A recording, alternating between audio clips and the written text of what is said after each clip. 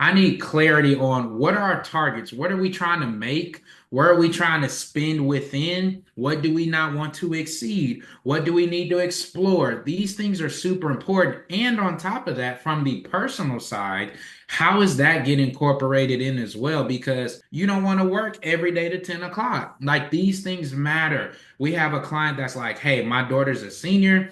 She wants to go to Hawaii. I need to figure out a way to make that happen. Clearly, that's going to affect his business goals. So it's our job to try to figure out how can we help facilitate that without draining the business and of course making it happen for you.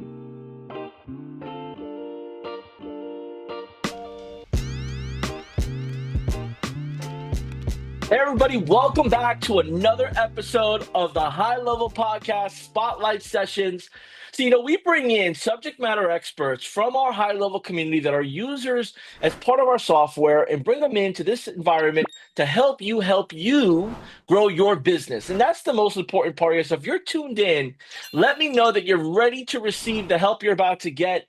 Today, I'm excited to introduce Cameron Williams, the owner of KynLi Consulting LLC, a high level user, but more importantly, an expert in helping agencies and marketing companies at all different levels to level up.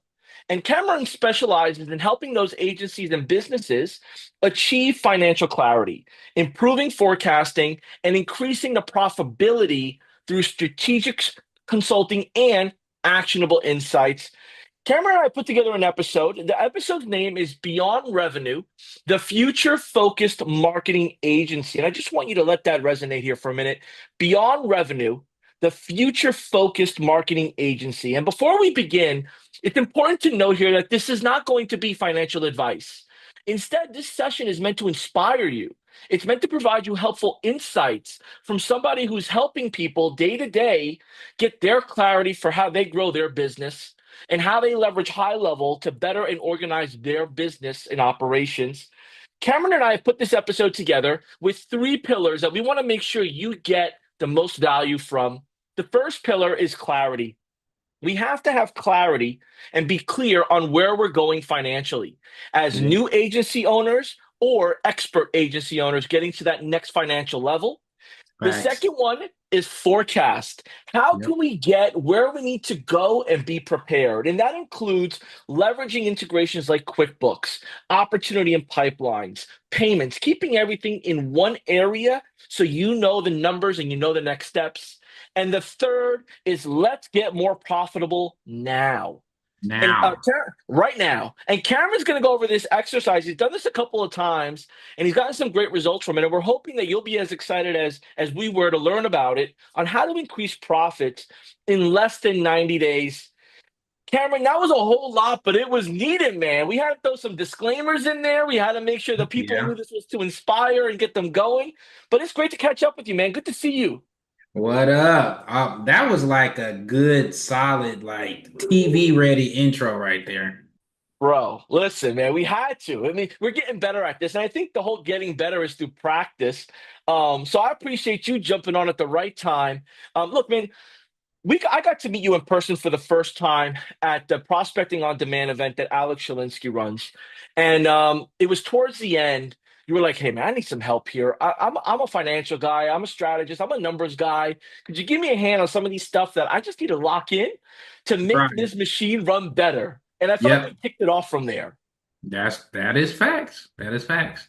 Yeah, that was hilarious because I was like, I've been struggling with this integration and getting email sent in and things of that nature. And he's literally like, let's go. Popped it open. Him and Chase were both there. I think it was like in 3 minutes, they had the whole thing fixed. And I was like, okay.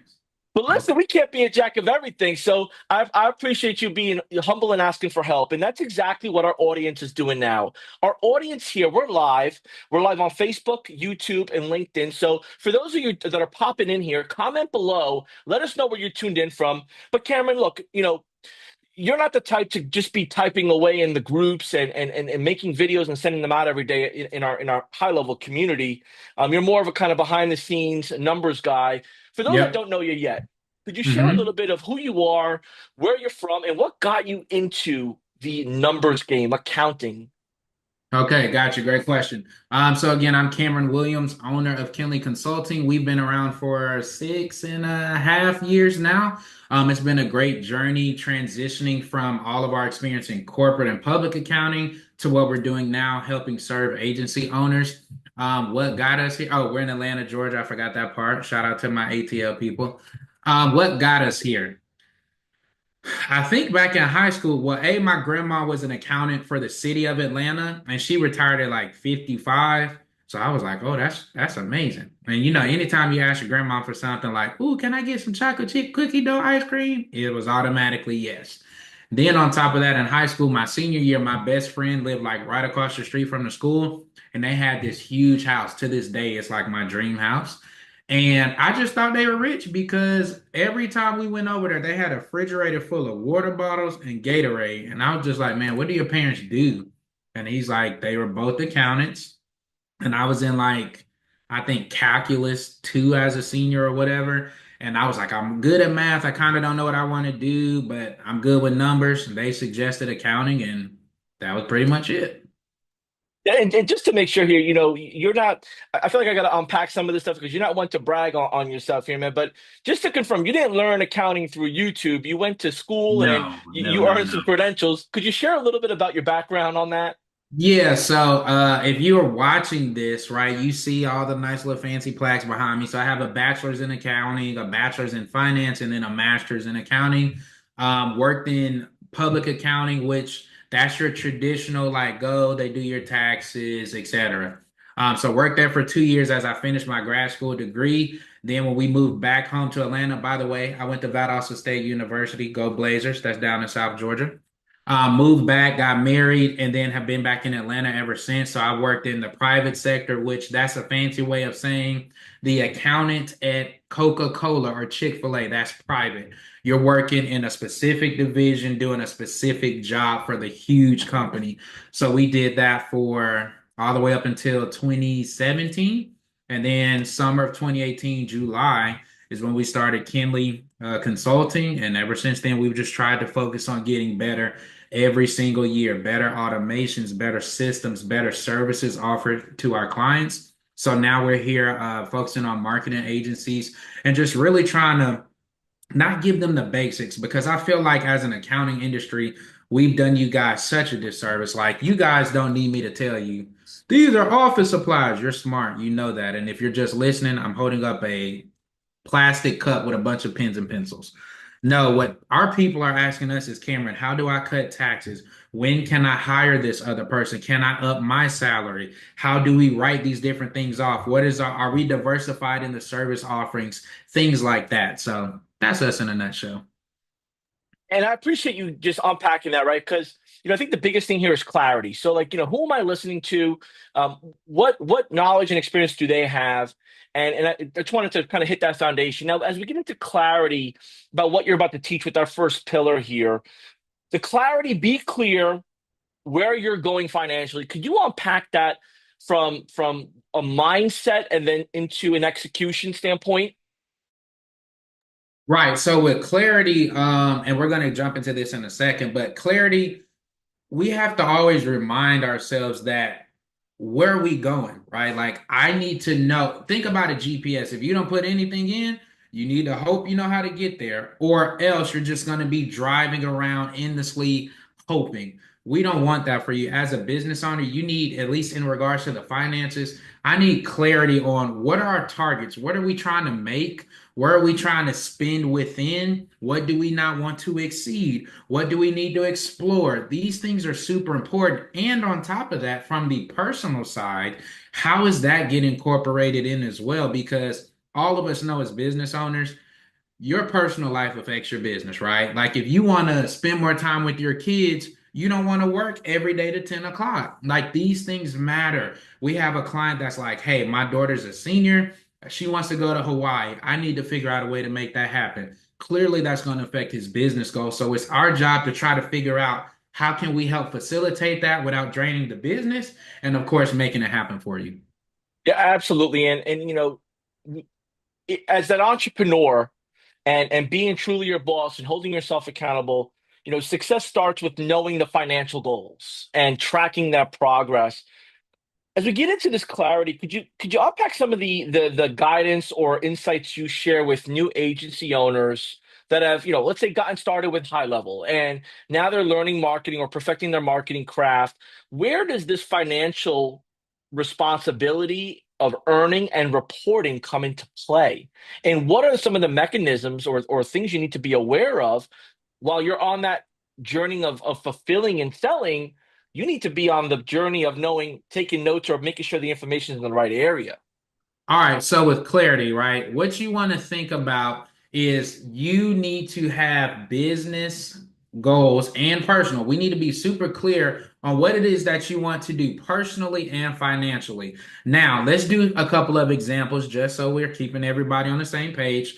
So you may say as a business goal, I want to make 250K a month or 50. I want to make $1 million. I want to have a certain profit margin. I want to hire somebody so that I'm stepping out of the day to day. Those are examples of business goals. Personal goal examples will be like we just said, spending more time with family. I want to get healthy. I want to change my diet. I want to do more traveling. I want to be more generous to like my church or a certain nonprofit.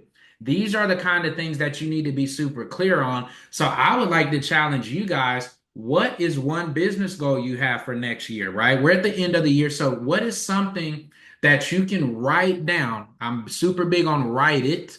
What is a business goal for 2025? Feel free to drop that in, like if you want us as a community to hold you accountable. And then what is one personal goal you have for next year? It could be I want to run a marathon. I want to increase my back squat. I want to take my kids to Disney. You need to have both because they both play on each other. Does that answer your question? It does, and many of our users, right? They're in a techie mode, or they're in the fulfillment mode. They're in the sales driven mode.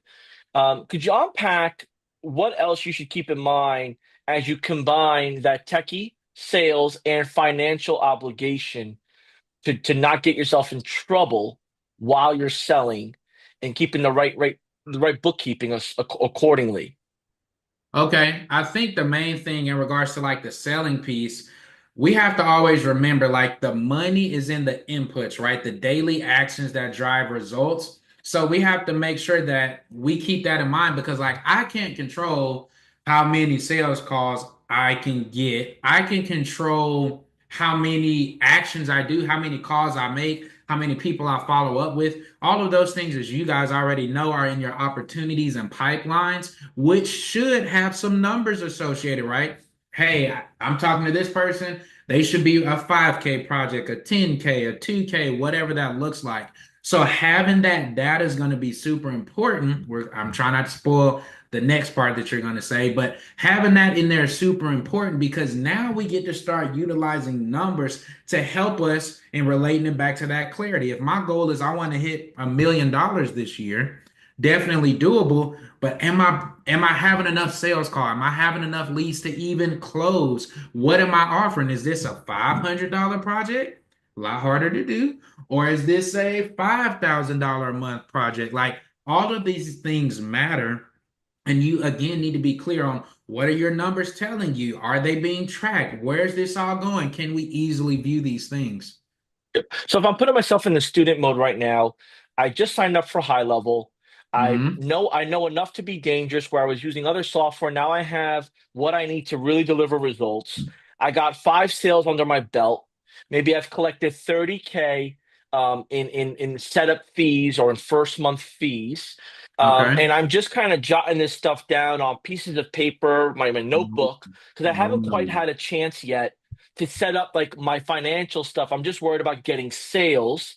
Right. Um, to unpack that scenario in two parts. Okay. First part is, um, should I be should I be using what accounting process or software or idea or formula should I be using in documenting from a beginner standpoint the money I'm collecting? Like, let's say That's I a got a good few sales question. coming in, like from Zelle and from Venmo or for ACH, and they're not within my high level yet, right? Like, where should I go about moving forward putting like collecting and asking for the money.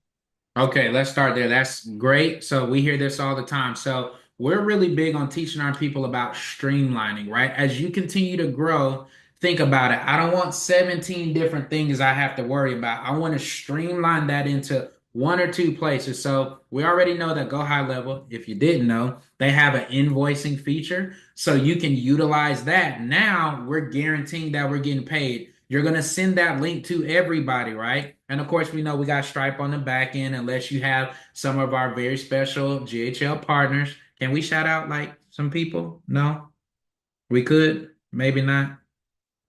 I'm gonna say no. Okay. Some of the people go to the group, ask around, you see some past posts, but you can utilize them to get everything funneled into the right area. So that's going to be part one. Part two, you need to use a program called QuickBooks. Why? Because it's the biggest and it's the best right now. The good things about that is once everything is connected, now we get to see things like how much revenue did I make per month? And on top of that, which you guys know this, oh man, I had to pay this contractor. I have to pay my internet. I have to pay, Loom and Zoom and all of these different technical pieces to run everything. You want that to be nice and clean. So when you get to the infamous tax season, you're not just going to get this huge tax bill because I made 30K a month, 3 times 12, 36. So I made $360,000. You're super excited until you realize, ooh, that tax bill is crazy high. No, track these expenses in something like a QuickBooks. So that way now, yes, I made 360 grand, but I spent 260. So I'm only going to get taxed on 100,000. Which one would you rather be taxed on? 100K, 360K? I think we all know the answer. Yeah, and I appreciate you taking this question that I have and really unpacking it in a digestible way because it's like somebody saying, "Hey, I need help with my funnel," right? For those that are your funnel creators, or I need help with building out an automation or a workflow. Like you guys can almost see the ending already before your customer or prospect could see it. That's kind of how you're handling this part here with me, Cameron. I appreciate that. So if I have this clarity path right, I got the high level. I'm using the invoices payment feature so that way everything is there to make sure I actually get paid because now I got to at some point get recurring revenue from this. So that'll send it out. Boom.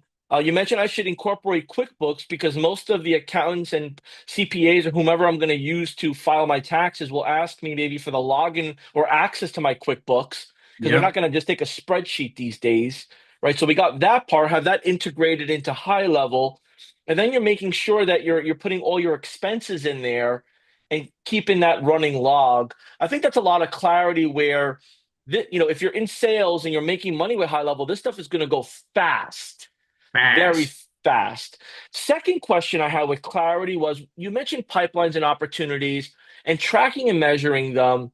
Is it better to do the monthly recurring revenue value, or is it better to go the annual or 6 month term Ooh. value? This is a good one. All right.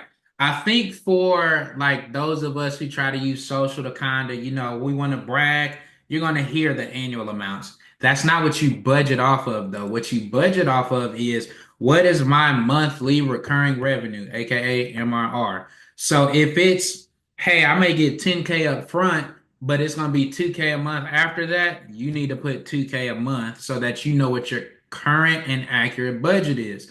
These are things that now, because you're at the 30K level, right? And by the way, and I did this as a post, I think last week, there are different levels where you need different people. Like if you're under five, maybe eight, 10K, do you need all the fancy stuff that I mentioned that we do? Not necessarily. Once you're at that 15, 20, that's going to be a certain requirement. You've never made this much money in a month. You've never made the 30K. So we need more things. We need to start the projections, the forecast. As you're getting up to six-figure months, you need a full-time CFO in. So I just want to clarify that because we hear that question a ton about, do I go get the basic bookkeeper? Do I get the really, really good accountant? Do I go get the unicorn? And when do I do it? Take that part out. What's going to happen here is you're making more money. Now is the time where we start focusing on all these other things. That pipeline number, Can you put the one-time number? Sure, put it in the notes. But if we're thinking budget, right? Anything financial, we teach our clients, you want to look and in 10, 15 seconds, I understand everything that's happening. That opportunity will show you at the top, as you guys already know, hey, total in this pipeline is this. If you put the monthly number in, you almost can see what your monthly recurring is now. Of course, throughout the year, you're going to have some churn, so that changes. That's why we do all of the accounting data in QuickBooks where it will constantly move up and down. So you want to use the opportunities as like a super general. I see who's outstanding, who I need to follow up with, product value, etc. Everything else, of course, you want to defer that to the accounting software. Awesome. And if you're just tuning in right now we're unpacking the clarity on we started our high level agency. What do we need to know from a future thinking of having our financial responsibility locked in with the numbers, the process, and how to forecast our next steps here. One last question before we get into the meat and potato of really the most important part you've touched on already. With the clarity working with vendors for those that are moving pretty quickly and they're hiring vendors within the United States or within the Canada. um, when it comes to reporting, what how do we go about reporting or having those vendors fill paperwork out so we can get credit for the amount that is being paid to them as a contractor? Ooh, okay, we getting real technical here. These are solid questions. All right. So if I have a contractor, right, somebody that I'm going to bring on board, they're part of my team. You need to get a W-9 for them. So, hey, fill this out. That's basically name, address, social, name of business, etc. You're going to get that because in a perfect world, you don't want to keep paying them through PayPal or Zelle or Cash App, y'all. You're asking for some disaster. No, you need to be working with somebody like an ADP. That's who we like to tell people to use because they have the biggest system, the biggest backing, to me, the best help desk. We're not going to talk about Gusto. Some people use Gusto. Shout out to Gusto, but I'm team ADP. But you want that entered in there because what are you going to start asking? And we know this from working with clients. When I'm only making 10K a month, brother, I'm trying to pay my bills and make sure I can pay the team, and we're going to figure the rest out. Once you start making the 15, 25, 30 and up, I need to track this information because why? Every January we have to mandatory send out 1099s to our team. And I don't want to say I paid you 10K, but then they're like, no, you didn't. You really paid me 50 or the inverse. So if we can have this automatically being processed every single month or every other week, whatever your pay schedule is, it keeps things nice and clean and it helps you so that when you get to January, hey, hey, JB, I paid you 25K this year. Isn't that what you have on your records? Yes, already done. That makes it super easy for your accounting and finance team to send things out, and everything is good to go. Yeah. And I know we unpacked a lot here. And, again, if you're just tuning in here, what we're sharing right now is not financial advice.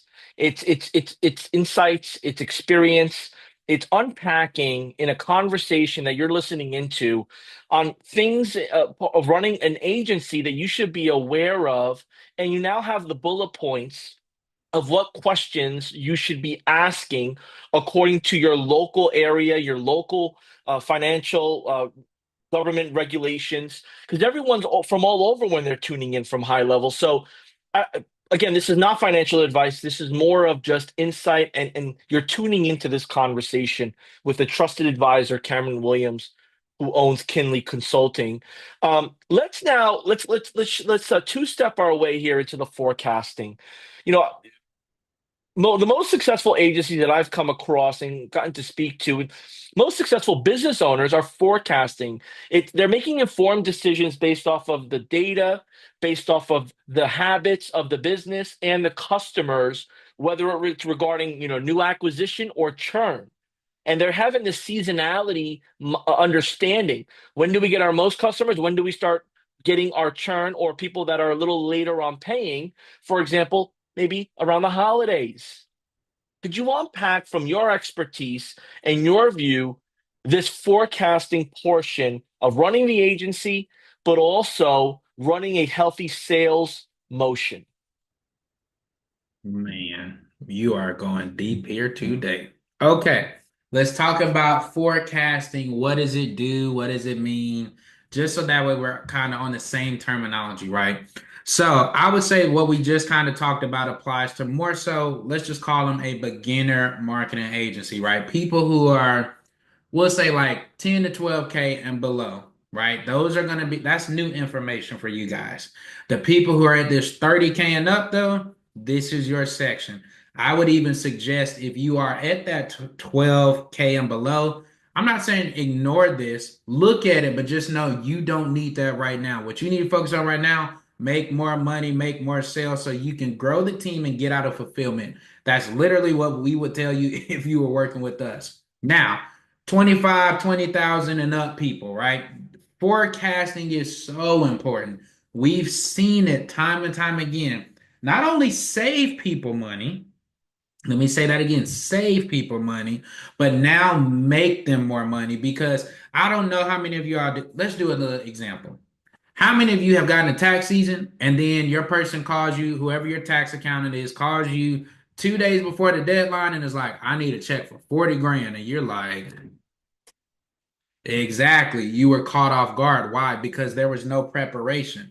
That accountant should have been either meeting with you X amount of times throughout the year, or our preference, you're on monthly retainer. We're showing you, hey, you told us you wanted to make 1 million. You're not going to hit 1 million, but maybe you're going to hit 850,000. Okay, hey, we thought your expenses would be 500K. It's really going to be 600.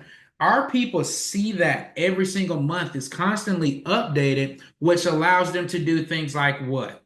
Hey, I need to make more sales before I hire this person because I see my net income is only 5K. What to hire a quality US person, it's going to take me at least 5K. Well, that's going to put me at zero. Then I'm going to be running at a loss. And remember, when you hire somebody that's an employee, they're not 5K.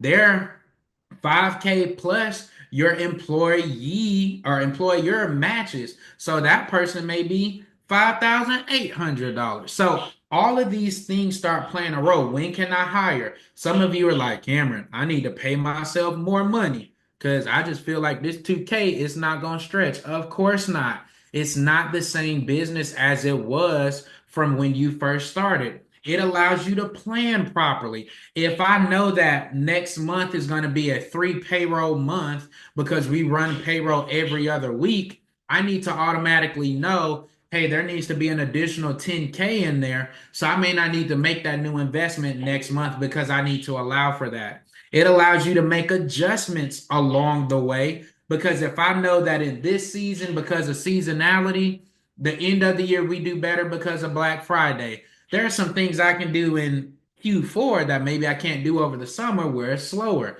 It helps us to look at cash flow. A lot of people say, hey, Cameron, I'm making all this money, like 60K a month, and I don't understand where all of it is because when I look at my bank account, it's only like 2K in there. Well, because we have this forecast, we can now see, oh, hey, it's because you're paying off these 3 loans and 2 credit cards, or you're taking so much money in distributions, it's not staying in the account. We already talked about how it helps us prepare for taxes because we can see every month if I'm making, let's use easy numbers here. If I'm making 500 grand and I spent 400, oh, I'm getting taxed on 100K. We see that every month because we've already projected out to the end of the year.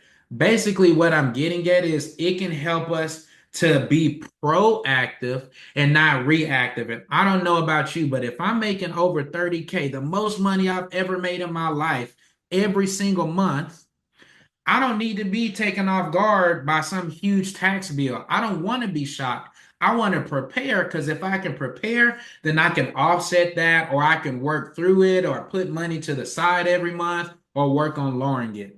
Does that answer your question? I think I kind of, I'm sorry, but does Oh, that this answer is your important. Well, yeah, because that's why we have you on here, man, to share your expertise. I share I you know, I don't know what I don't know if I'm tuning into this. So I appreciate you unpacking a lot of these different elements. When it comes to a newer agency, or when I say newer agency, somebody that is starting to learn maybe from the mistakes of not properly reporting because they didn't either believe or think that it was possible to be held accountable in their country or in their area by the IRS the way that they may have. How can Or we wait, help? wait, wait. Or my favorite, go get you this bookkeeper for $100 a month because you know you don't need to invest that much in that. It's simple. You read my mind on this. So could you unpack some of the things, some of the horror stories or examples you've seen with, as much as you possibly can, that can maybe help us see like, all right, this has happened. Let me avoid this now that I know what I know. Okay. Well, we got stories, some crazy stories. All right. Of course, no names because, of course, client privilege. So I'll use one of the people I talked to today before this call. So they were saying, a long story short, they had an accountant. They barely ever talked to them. They got to chase them down in order to help them with things. They don't educate them on stuff, and then they get notices. Okay, that's problem one. Problem two, which is funny because you're going to say that don't sound like a problem. They say, "Hey, I have a bookkeeper. Oh, and they're great. They just do such a great job." Maybe I'm saying that because the CPA doesn't do that much, so maybe I'm accepting the bare minimum as great, but I think they're doing great.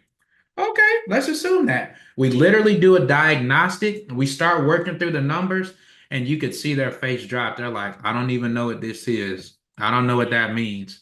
No, payroll should be way higher than that. No, we spend thousands on that every month. There's no way that can only be $200.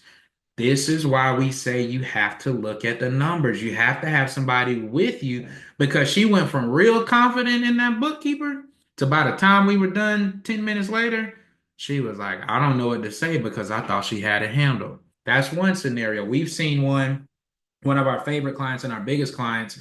I forgot who he was working for. It's like one of those 1-800 bookkeepers or something like that. And we literally told him these books are so bad, you need to go get your 5 grand back. That's what we told him. And he did get it back because I'm like, hey, there's no way you make over $1 million and your monthly tech is so low. And he's like, well, yeah, you're right. This should be this number. Come to find out, they have missed a whole entire credit card that he uses for everything. We found 300,000 additional dollars that was not included.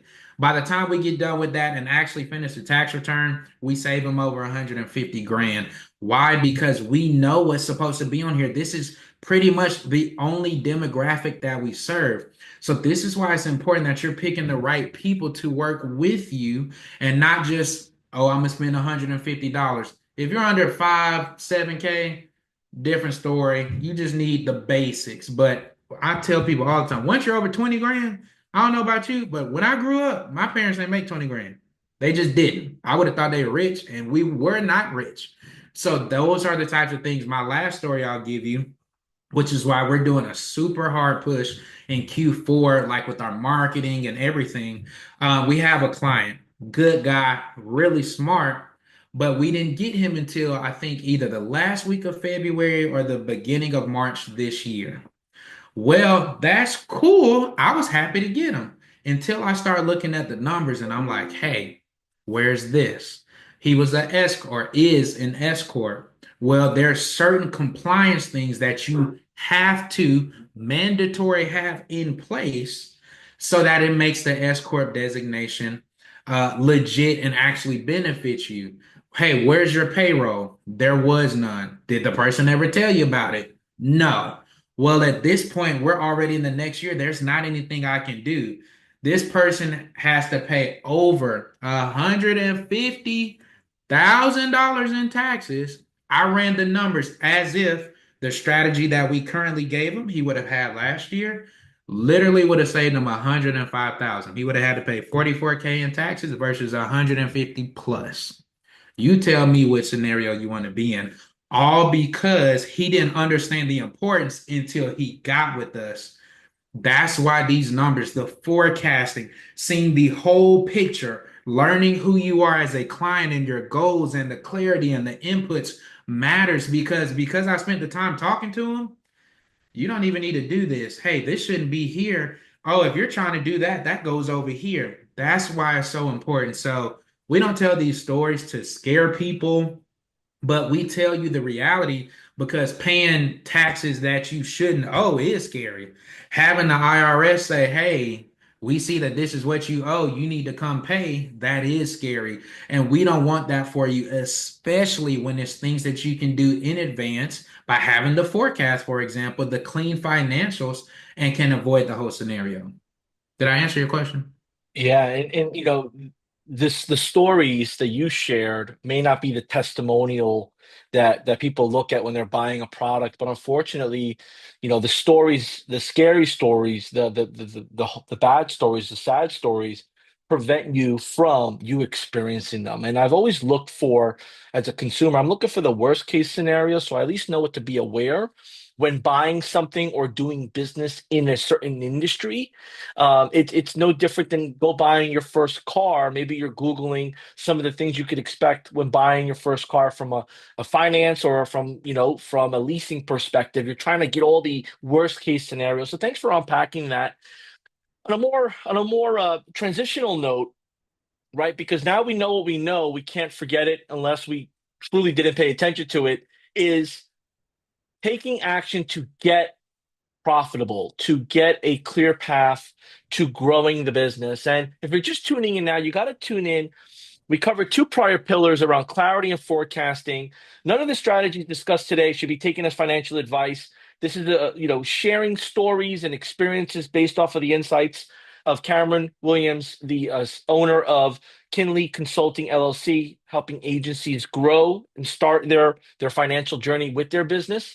As we get into this getting more profitable, there's an exercise you do that you've shared that you've done at different events and with different groups to increase profits in within 90-day time frame.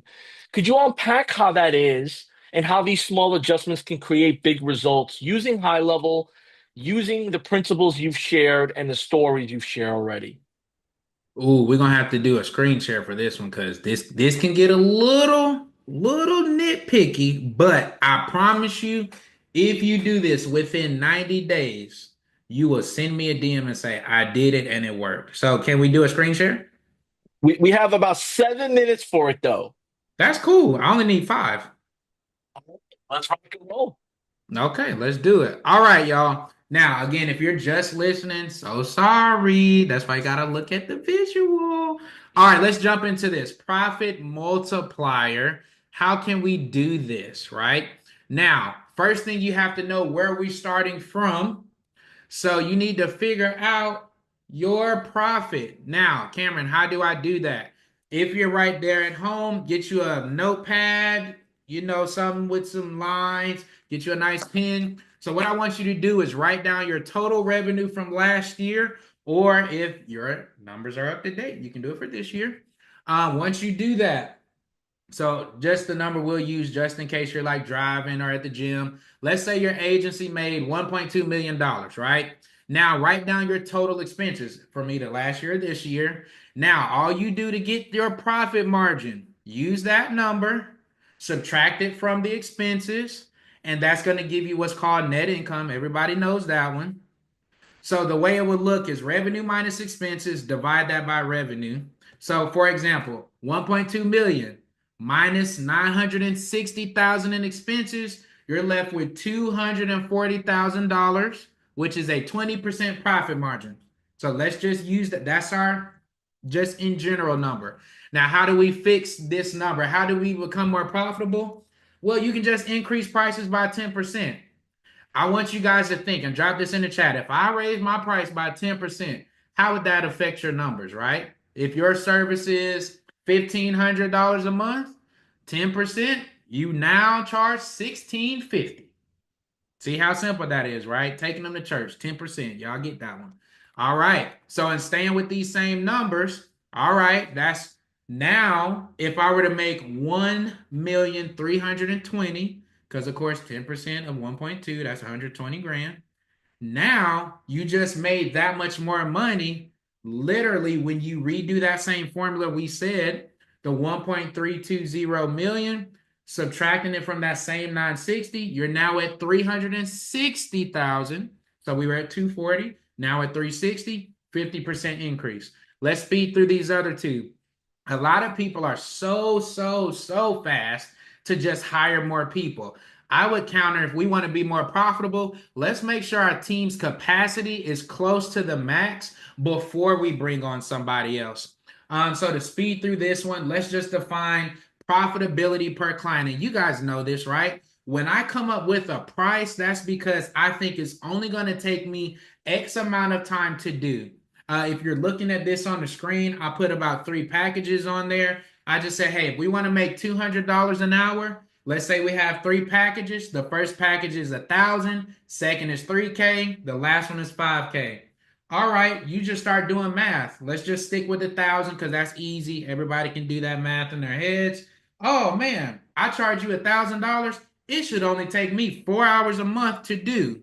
That means we should be making $250 per hour. Everybody tracking. Well, what actually happens when you track your time?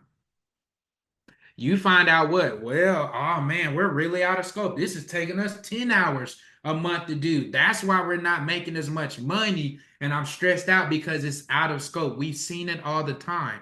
This is why it's super important to understand that, hey, if we were to fix this, then think about how much more work we could do. That's what AI does, right? It takes what would take us 8 hours and now bring that down to what? An hour, which means we can take on 8 times as much work, which means we're that much more profitable and we just raised our prices. Are you guys tracking with me here? The last thing, unfortunately, sometimes we just got to make cuts. I always tell people, you don't cut your coaching because they can help you create new offers. You don't cut your marketing. Y'all are marketing agencies. Y'all know that one. Y'all would argue that one to the death. And then lastly, don't cut your finance team because we're the people who can tell you where your money's going, how to save, where to reallocate. Some of those things that you may need to cut, you guys need to look at your monthly tech. You guys know those little apps that I got and I forgot to turn off. And oh man, I thought we turned that off 3 months ago. They're still charging. So audit your tech and software expenses. We do something called keep, cut, replace. Is this something I need to keep? I can't get rid of GHL. GHL staying. But I may need to cut my DocuSign because why? GHL already has that feature. I may need to cut the Dubsado. Why? Because I can do a proposal in GHL. So those are some of the things you can do. Sometimes with team members, we can join them together, maybe merge roles. Sometimes I may not need to go to certain conferences and places because remember, it's not just the conference ticket, but it's the hotel, the food, the rental cars, etc. That can be a way to save some money. We know which team member to cut. I don't like cutting, but if we do, let's do it based on KPIs that were not met. And lastly, your salary. You should have two budgets. A perfect world, if I was making $100,000, what would my salary be? What would I need to be cutting out if I needed to only have $100 in the bank because the world is on fire, clients are leaving? What is the absolute minimum I need to make to pay all bills, groceries, etc.? So those are your ways to increase profits. If you can increase it by 10%, if you're more efficient with your fulfillment and your team capacity, and we can make cuts, that's an instant 15 to 25% in your profits within 90 days. This could literally happen right now, the very next month. So you guys try that. Definitely send it to JB. Hey, I did it and this actually worked, and you'll see more money coming in. Did we stay under 5 minutes? Listen, I stopped counting because there was so much value. I was taking some notes, and I appreciate you unpacking this, and it was well worth the screen share and getting out of unconventional ways. And I think that's important, right? The what we just did right now, we made sure we put this in front where we need to make sure we put our forecasting, our business operations, our financial in front of maybe what we believe we know is best. So, woo, my man Cameron, thank you so much. Thank you No for problem. just giving it to us. I almost forgot we were live. Forgot here we have people commenting below. If you just tuned in, you got to go back. But if you've been here, let me know below your biggest takeaway. What's one or two things that you start to implement outside of what you just got to see right now? Cameron, for some closing remarks for those um, that are like, okay, this gave me what I needed to be aware of. How do we Hmm. close out this episode with an Okay. awesome amount of people here tuned in? I will close this out saying you need to do that challenge. We presented that, I think it was last month, literally had somebody that next day implement just the price increase alone. And he was like, I told it to him. They didn't even hesitate. Matter of fact, they told me that's all. But to him, going from price one to that new price point was big for him. It was a big ask. And they're like, oh, that's it. That's no problem. That's what we want for you because now you're making more profits. And if you're making more profits, you're making more cash. And when you have more cash, you have more options to meet those personal goals, to take the kid to the Hawaii trip, run the marathon, etc. So if you guys don't take anything else from here, take that last 5 minutes, that last slide, do those things. I promise you they will work. Of course, I would love for you all to do the forecasting piece. There's nothing like being prepared financially for what's coming. You can always adjust it. But if you're prepared, that's the number one thing. I know when I have to run extra salaries or when I can afford to give myself a bonus because we have cash and reserves and things of that nature. So hopefully this helps you guys. If you need something, JP, will let me know. But if nothing else, definitely take that challenge at the end there because we know we even took our own advice and was like, hey, let's do it and let's see what happens. And the results have been awesome. Awesome, man. Well, I appreciate you, Cameron. Great to hang out with you here. Thank you to our audience. We know your time is very precious. And when you tune in, you're tuning in for results of your own. So thank you so much. Again, what you've heard right now is insights, it's strategy that you can implement in your form. Definitely look into your rules, financial rules in your region, your country, or your area. Consult with a professional nearby your area that you pay for that advice for. Um, Yep. what a time, man. We gotta do something like this again. I'm gonna see you. We We got got more to go to coming. an Eagles game, man. Let's do it. Look, y'all, we got to roll here. We got to get to business. If you need anything else, comment below. We got more coming. Thank you for tuning in to the High Level Podcast Spotlight Sessions. We'll see you then.